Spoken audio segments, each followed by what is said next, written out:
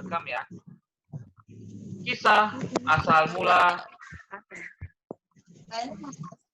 Tunggu sebentar, masih ada yang masuk ini. Nah, ya.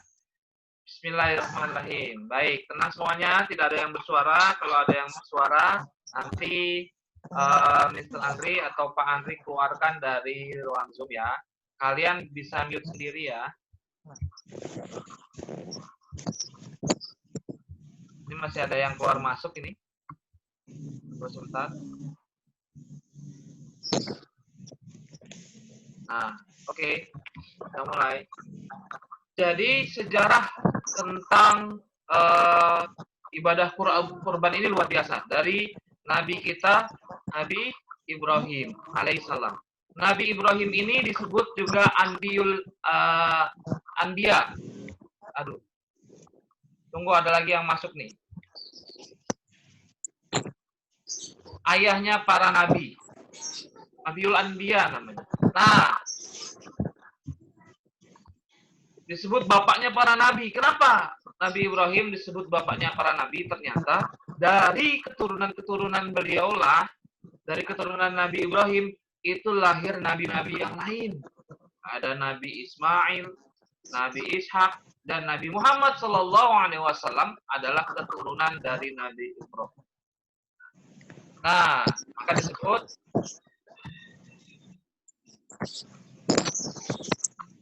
bapaknya para nabi. Ini masih ada yang keluar masuk. Nah, oleh karena itu, ujian yang diberikan oleh Nabi Ibrahim luar biasa. Kalau manusia biasa, maka dia tak akan sanggup menerima ujian ini. Nah, kenapa dia diutus, atau kenapa Nabi Ibrahim itu disebut para nabi? Kan tadi sudah bapaknya para nabi sudah dikasih tahu. Nah, kesabarannya luar biasa, ketaatannya luar biasa. Bahkan ketika Nabi Ibrahim, istrinya sudah berusia 60-an, belum dikaruniai anak dari Siti Sarah.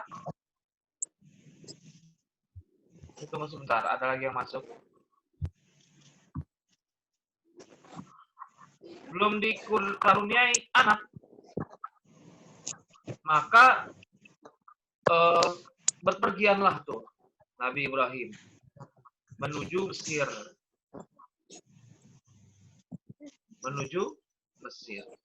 Di Mesir itu terkenal ada seorang raja yang suka mengambil istri orang. Ini luar biasa jahatnya ini. Raja Mesir mengambil istri orang. Pokoknya setiap dia menemukan ada wanita yang cantik, terus dia sudah menikah, malah diambil paksa, kalau enggak dibunuh suaminya. Oleh karena itu, maka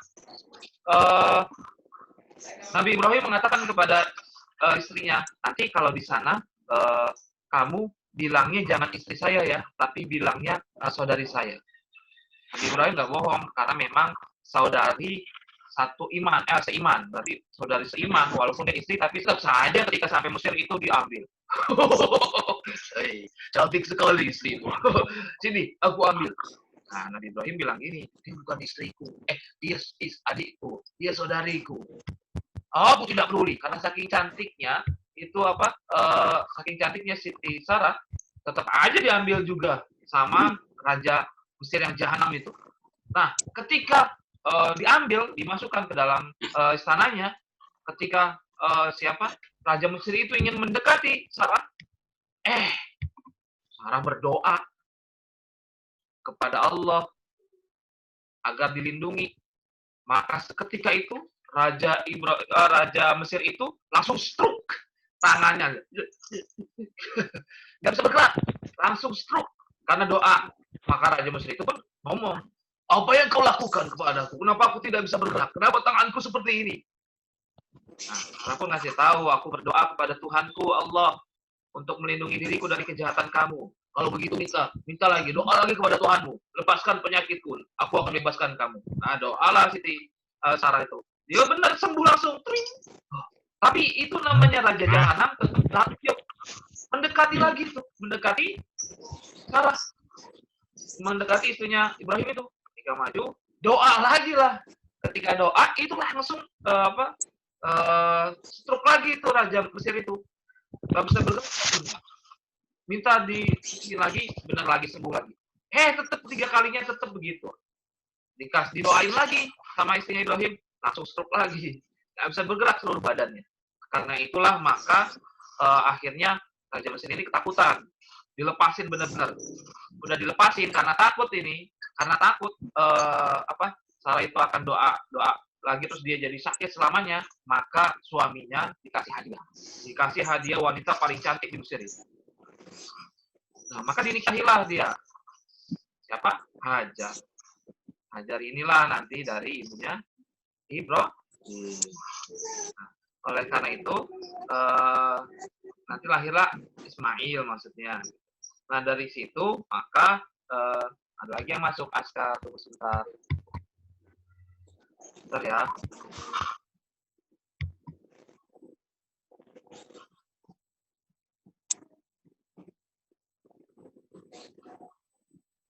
Tunggu sebentar ya.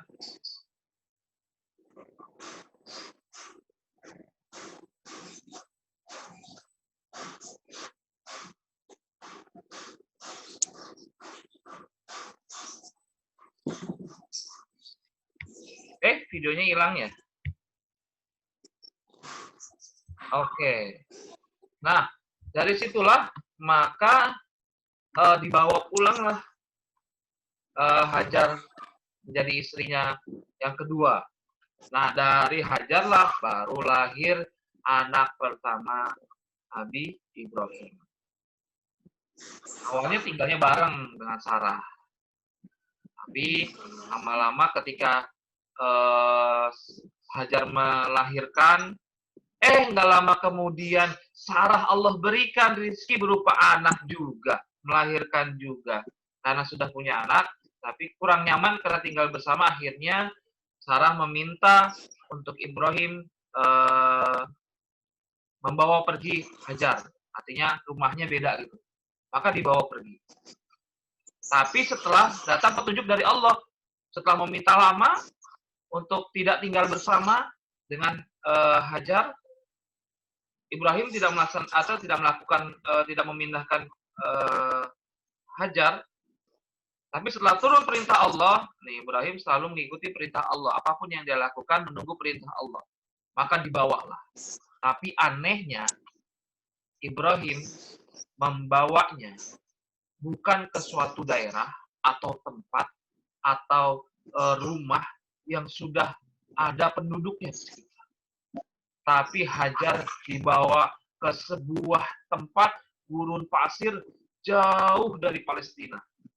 Nah, tadi Hajar tuh tinggalnya di Palestina ya. Jauh dari Palestina. Jauh sekali. Tandus, tidak ada orang, tidak ada binatang, bahkan tidak ada pohon sekalipun. Pohon hidup, pohon mati aja nggak ada, apalagi pohon hidup. Jadi benar-benar tidak pernah ada kehidupan di situ sebelumnya. Dan ternyata inilah skenario Allah. Karena kesabarannya, maka ridholah Hajar.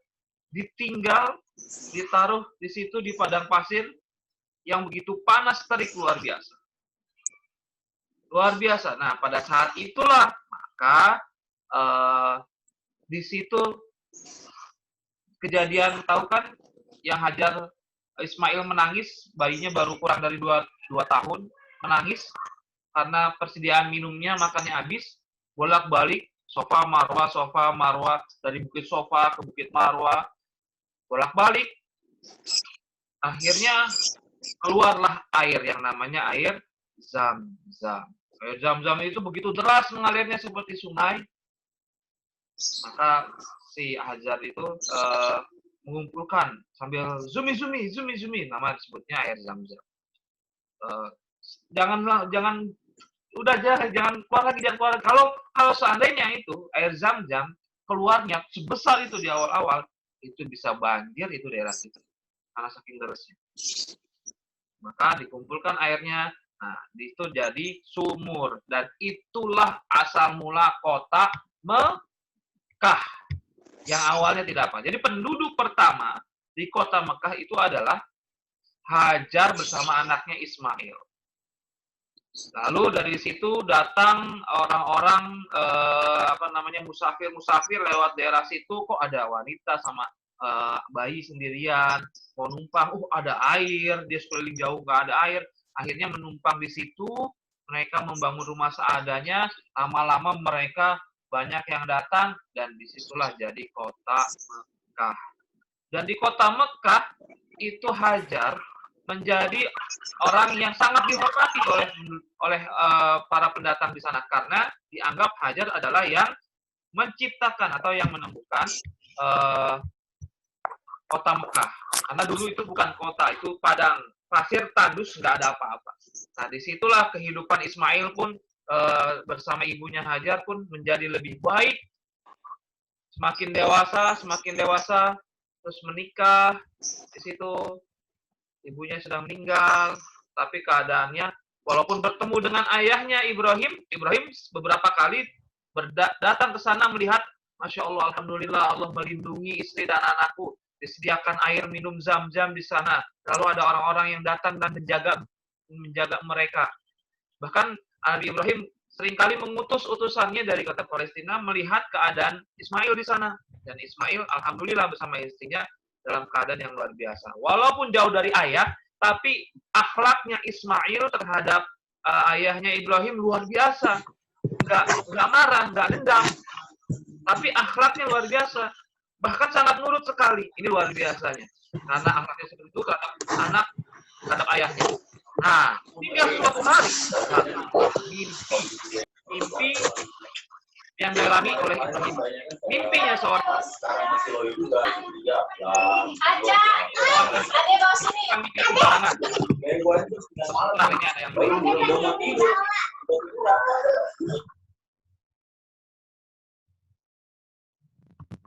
Nah, dah, paksa dimatiin dah suaranya. Oke, lanjut ya. Mimpinya seorang nabi bukan mimpi sembarangan. Kalau kita, mimpinya ada 3 kemungkinan. Pertama, kalau mimpi buruk itu datangnya dari setan. Yang kedua, kalau mimpi baik itu datangnya dari malaikat. Yang ketiga, kalau mimpinya biasa saja, itu biasanya karena kepikiran dari kejadian-kejadian kita yang siang, waktu siang. Terbawa pikir sampai ke mimpi. Nah, maka disunahkan ketika kita mimpi buruk terus terbangun di tengah mimpi, di tengah tidur kita, maka disunahkan untuk berdoa dan meludah ke kiri. Tapi ludahnya sedikit aja, jangan ya. Tapi tidak sambil niup sambil keluarin sedikit saja. Bisa a'udzubillahi minasyaitonirrajim atau bismillahirrahmanirrahim. A'udzu bikalimatillahi tammati min syarri ma khalaq. Bisa begitu. Itu seperti itu. Maka Nabi mimpinya adalah wahyu dari Allah Subhanahu wa taala. Perintahnya apa? Ternyata Nabi mau menyembelih, memotong leher anaknya. Dan Nabi Ibrahim meyakini itu adalah perintah Allah Subhanahu wa taala. Maka langsung bergeraklah menuju rumahnya Ismail, lalu mengatakan kepada Ismail, "Wahai anakku Ismail, aku semalam bermimpi, aku menyembelih dirimu. Aku yakin ini adalah perintah Allah. Bagaimana menurut pendapatmu?" Tahu nggak jawabannya Ismail? Ismail nggak kaget, karena tahu ayahnya adalah seorang nabi, anak orang yang soleh, dan setiap yang dimimpikan atau itu pasti adalah benar. Maka Ismail pun mengatakan, "Laksanakanlah wahai ayahku. Kalau memang itu perintah Allah, aku ridho, aku ikhlas." Pergilah itu Ismail bersama Nabi Ibrahim menuju Mina, dekat dengan Mina. Di tempat penyembelihan. Seketika berjalan ke sana, menuju ke Mina, ada di titik yang pertama, bertemu dengan setan, iblis, membisikkan Nabi Ibrahim untuk tidak melakukan. Oh ya, kepada anakmu. Kenapa? Anakmu mau kau sembelih? Jangan, udah itu mimpi aja kok, udah jangan sembelih. Tapi Ibrahim tahan godaan itu. Dan akhirnya dilempar itu. Dilempar setannya, iblisnya dengan batu. Bismillahirrahmanirrahim, Allahu Akbar. 3 kali. Bismillahirrahmanirrahim, Allahu Akbar. Bismillahirrahmanirrahim, Allahu Akbar. Dilempar. Hilang. Jalan lagi menuju tempat penyembelihan.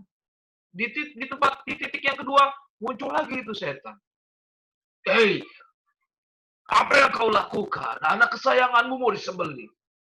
Udah, mendingan bawa pulang saja. Tapi tetap saja Nabi Ibrahim buat godaan itu, dilempar lagi Bismillahirrahmanirrahim, dilempar, hilang lagi. Begitu juga di tempat titik yang ketiga. Nah, di 3 titik itu sekarang orang-orang yang pergi ibadah haji melakukan lempar jumroh. Maka di sana di Mekah itu ada tiang-tiang besar, itu adalah simbol tempat di mana disitulah Nabi Ibrahim digoda oleh iblis oleh setan di 3 titik itu, maka di situ disunahkan untuk melempar. Ya, jadi wajib ya kalau ibadahnya hajinya dilempar. Maka disitulah orang-orang yang pergi haji melempar jumroh. Nah, disitulah asal mula pelemparan jumroh. Sampailah di tempat penyembelihan, meja besar ditidurkan itu Nabi Ismail, ikhlas, ridho, disiapkan pedang yang tajam, paling tajam, agar tidak melukai atau tidak merasakan sakit. Ketika matanya ditutup, ditidurkan Ismail dan diayunkan itu pedang. Bismillah, Allahu Akbar. Sudah hampir dikit lagi sepersekian senti menyentuh menyentuh leher dari Ismail. Tiba-tiba ditahanlah itu pedangnya, itu pisaunya oleh malaikat Jibril, ditahan, lalu tiba-tiba berganti rupa. Tring! Yang disembelih ternyata berubah jadi domba atau kambing. Dan Ismail sudah berdiri di samping. Allahu Akbar. Ismail. Allahu Akbar Ismail. Ayah, alhamdulillah. Disinilah letak ujiannya. Ternyata kesabaran mereka membuahkan hasil sampai titik kesabaran mereka diuji, ketaatan mereka diuji, kesolehan, kepatuhan anak kepada orang tua pun diuji dan mereka lulus ujian itu. Maka dari situlah umat Islam disyariatkan melakukan ibadah kurban. Yang dikurbankan adalah binatang ternak seperti kambing, domba, unta boleh, sapi, kerbau. Ayam nggak boleh, ayam kecil. Kalau ayam nggak bisa dibagi-bagi banyak. Jadi binatang-binatang ternak yang besar. Nah, yang halal ya pastinya. Nah, itulah sejarahnya tentang ibadah kurban. Nah, pelajaran apa yang bisa kita ambil dari cerita tadi? Apa pelajarannya? Kalian boleh buka mic-nya. Bisa dibuka?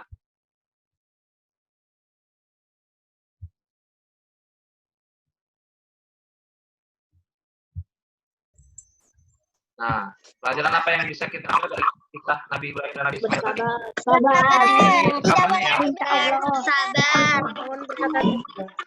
Sabar, taat sama Allah, terus patuh sama orang tua, ikhlas dan berizin. Jadi teman-teman, kalau teman-teman nanti ditanya, kalau kalian ditanya nanti, ya, kalau kalian nanti ditanya, kenapa jalannya seperti apa? Nah, seperti itu. Kita benar-benar kali ini ketabahan, kesabaran dan ketaatan Nabi Ibrahim besar dari situ. Nah, kurban itu asal katanya dari koroba atau korin dekat. Jadi kurban itu dari korin kata bahasa dekat. Korbannya dekat. Jadi ketika kita lakukan ibadah kurban kepada orang-orang di sekitar kita, karena dengan ibadah kurban kita berbagi orang yang susah jadi bisa makan daging. Nah, itulah kenapa. Oke. Sekarang tugasnya apa? Tugasnya apa? Tulisan. Ini apa ya? Dari sini sampai bawah. Apa sih? Nggak jelas banget. Mister, suaranya kurang jelas. Putus suaranya. Ya. Mic-nya nyalain ya, udah. Udah belum? Suaranya nggak jelas. Nah. Yo. Suaranya putus aja ya. Nanti lihat videonya aja ya. Ya. Nah, tugasnya adalah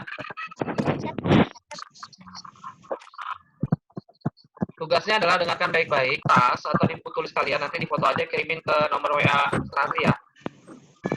Tugasnya tulisan, ceritakan dengan gaya kalian sendiri tentang sejarah kurban. Kalian saja boleh pendek aja, setengah halaman boleh, 4 baris doang, dikit banget bisa cerita. Satu baris, setengah halaman boleh, 1 halaman boleh. Ya, kalian ceritain ya tentang asal usul ibadah kurban. Ceritanya ketika dimulai dari Nabi Ibrahim bermimpi. Nah, boleh dari situ. Harus dari Nabi Ibrahim bermimpi mendapatkan wahyu dari Allah untuk menyembelih anaknya Ismail. Kita nanti di bawahnya kalian tuliskan hikmahnya atau pelajaran yang bisa kalian ambil dari situ ya. Pelajaran Ismail tentang ibadah kurban tadi, yaitu apa tadi? Ketaatan Nabi Ibrahim dan Nabi Ismail kepada Allah. Juga kepatuhan Ismail kepada ayahnya. Terus apa lagi? Kesabaran. Nah, itu. Oke. Nah, jelas ya. Yang baru datang, yang baru nyampe nih. Yang baru nyampe ya. Nanti videonya ini bisa direkam ini. Oh ya, sekarang ngomongnya bukan Mister ya, Pak Andri ya. Pak Andri sekarang ya. Oke, berarti sebutnya Pak Andri ya. Ya, oke. Nanti Pak Andri kirim video rekaman Zoom ini juga kisahnya. Kalian nonton kalau mau lebih jelasnya di situ. Terus batas waktu ngumpulinnya hari Minggu. Ya, sampai hari Minggu. Nah, sampai hari Minggu. Jadi ada nanti kelamaan ya, jangan sampai hari Minggu. Akhir satu. Sampai hari Sabtu besok ya. Judulnya apa, Mister? Judulnya apa? Judulnya asal mula ibadah kurban. Itu. Nabi apa? Nabi apa? Nabi Ibrahim dan Nabi Ismail. Aduh, Tadi diwakilkan ya. Oke. Dah. Semuanya. Sampai jumpa. Assalamualaikum.